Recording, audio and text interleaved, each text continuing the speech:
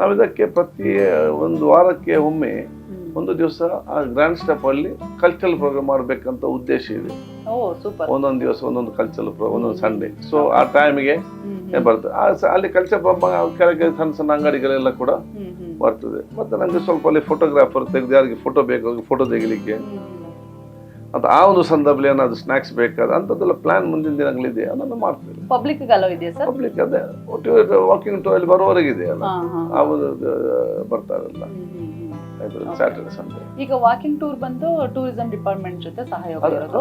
ಹೌದು, ಯಾರದು ನಮ್ಗೆ ಆದೇಶ ಮಾಡ್ಬೋದು, ಅದನ್ನ ಮ್ಯಾನೇಜ್ ಮಾಡ್ಕೊಂಡು ಹೋಗ್ಬೇಕಲ್ಲ. ಅದಕ್ಕೆ ಅವ್ರ ಎಕ್ಸ್ಪೀರಿಯನ್ಸ್ ಇದ್ದ ಕಾರಣ ಅದನ್ನ ಅವ್ರಿಗೆ ನಾವು ವಹಿಸಿದೆ. ಈಗ ಕಲ್ಚರಲ್ ಪ್ರೋಗ್ರಾಮ್ ಕನ್ನಡ ಇಲಾಖೆ. ಈಗ ನಮ್ಮ ದಕ್ಷಿಣ ಕನ್ನಡ ಜಿಲ್ಲೆ ಯಕ್ಷಗಾನವನ್ನು ಕೂಡ ಒಂದು ಪ್ರತಿಬಿಂಬಿಸಬೇಕಂತ ಇದೆ ಗ್ರ್ಯಾಂಡ್ ಸ್ಟೆಪ್ ಅಲ್ಲಿ.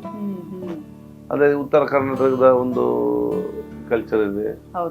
ಬೇರೆ ನಮ್ಮ ರಾಜ್ಯದಲ್ಲಿರುವಂತಹ ಸಂಸ್ಕೃತಿಯ ಕಲಾ ವೈಭವ ಬೇರೆ ಯಾವ ದೇಶದ ಕೂಡ ಸಿಗ್ಲಿಕ್ಕಿಲ್ಲ, ಅಷ್ಟು ಇದೆ. ಇಲ್ಲಿ ನಾವು ಚಾಮರಾಜನಗರದವರ ಡೊಳ್ಳು ಕುಣಿತ ಇರಲಿ, ಎಲ್ಲ ಒಂದೊಂದು ಊರಿಗೆ ಒಂದೊಂದು ಜಿಲ್ಲೆ ಪ್ರದೇಶ ಅದರದ ದೊಡ್ಡ ಮಟ್ಟ ವಿಚಾರ, ಇದನ್ನೆಲ್ಲ ಒಂದೊಂದು ತಂದು ಎಲ್ಲರಿಗೂ ನೋಡುವಂತ ಅವಕಾಶ ಬರ್ತದೆ. ಏನಾಗ್ಬೇಕು